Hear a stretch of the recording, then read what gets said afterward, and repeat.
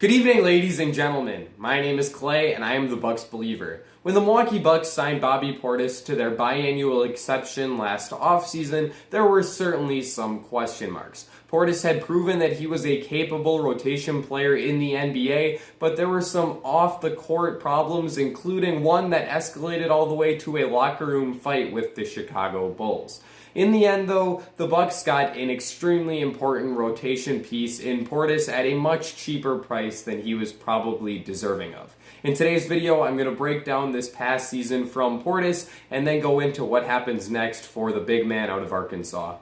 Let's start by talking about a few of Portis' strengths. The first of these is his offensive production. This past season, Portis put up a gaudy 19.8 points per 36 minutes, and he did so efficiently on a 59.8 true shooting percentage. Portis was able to score in a variety of ways for the Bucks. The first of these came whenever the opposing team was running a switching scheme, and they would put a smaller guard on BP. Whenever this happened, Portis would look to post that guy up with his back to the basket game, and that created some very easy shots for the big man inside. In addition to his back to the basket game, Portis has a little bit of a game as a face-up guy as well, and that was particularly effective against slower big men that were not capable of keeping Bobby in front of them. In addition to creating those shots for himself, Portis is also very good as a scorer off of the catch, as he was great in the screening situations, both as a roll man and as a popper, and also as a floor spacer, both in the dunker spot and in the corner. Portis also was very good as a rebounder in addition to his scoring, as he grabbed 12.2 boards per 36 minutes. That's even more impressive when you consider that Bobby was playing center almost all of the time he was on the court for Milwaukee. He's very undersized at that position, and he had played the four almost always prior to coming to the Bucks. So, in addition to the outstanding scoring, he's clearly also a great rebounder. One area where Portis particularly stepped up as a scorer in this exact season was as a shooter. Portis shot a career-high 47.1% from three on 2.4 three-point attempts per game. That's a career high of 8%, and while I'm not sure that Portis is actually one of the 5 best shooters in the entire NBA, he certainly was able to make teams pay for leaving him open, helping off onto bigger threats inside like Giannis Antetokounmpo and Chris Middleton. In addition to his star offensive play, Portis was also solid on defense during the playoffs, as he showcased an ability to switch out on the perimeter and keep quicker players in front of him. Sometimes that even meant Portis switching on to some of the best perimeter scorers in the game, like Trae Young, Devin Booker, and Chris Paul, and while Bobby was burned on occasion by those guys, he generally did a pretty solid job of keeping them in front, and if he was beat, he was able to recover and contest their shots either in the mid-range or at the basket. Portis is also a good perimeter defender when that's what he's asked to do, because he's pretty good at anticipating passes. He posted a 1.8% steal rate this past season, which is outstanding for a big man who spends most of his time inside the paint. If Portis were asked to switch a little bit more during his time with a team, I think that it could be very beneficial to his defense, and we will definitely touch on that a bit more later. Finally, we'll talk about maybe Portis' biggest attribute as a strength, and that would be his energy. Portis plays with an endless amount of excitement and enthusiasm, and it makes him a very, very important player to a team because he's never going to stop fighting. He's never going to stop giving his all, and while that does sound a bit cliche, it's very important on a Milwaukee Bucks team that needed that kind of energy night in and night out. Portis was great for the Bucks this year, and he flashed his strengths most of the time. However, there were a few noticeable weaknesses that I should touch on as well.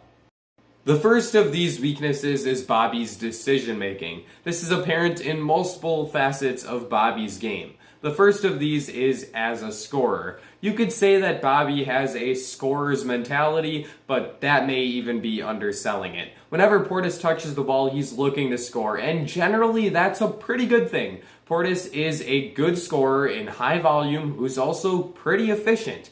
However, there are times and situations where Portis just needs to look to make the extra pass, and he usually fails at that. There were times where you would catch the ball inside playing against a quality defender, and sometimes the defense would even bring a double team, so that should be an immediate sign that Portis should kick the ball back out.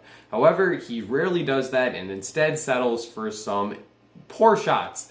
And unfortunately, that's just kind of something you have to live with as part of the Bobby Portis experience. In addition to his poor decision making on offense, he also makes some tough choices on defense. As I mentioned before, he usually has pretty good anticipation skills and does a nice job of jumping passing lanes to create some steals.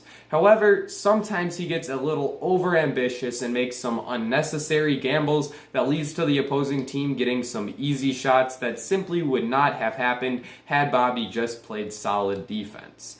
Bobby also makes some poor emotional decisions in addition to his poor basketball decisions. One of these was on display for everyone to see in Game 6 of the NBA Finals when Portis had a call not go his way and he proceeded to run all the way down the basketball court, high-stepping like he had just scored a touchdown, and the official was left with no choice but to give him a technical foul. This was a game that the Bucks were trying to close out to win a championship, and Portis made the unfortunate decision to earn himself a T. This luckily did not come back to hurt the Bucks as they were still able to win the game, and I think Chris Paul missed the technical foul free throw, but still, it was a poor decision by Bobby and one that he certainly should not have made.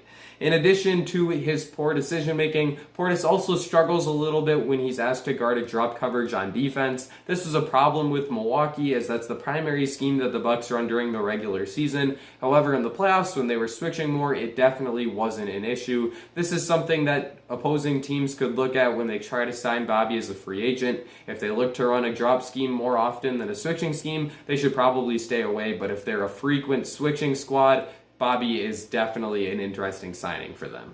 Last offseason, Bobby Portis signed with the Bucks as a reclamation project, but he wound up being so much more. He became a top 7 player on a championship team, and more importantly, inspired an entire city with his underdog mentality, toughness, and excitement.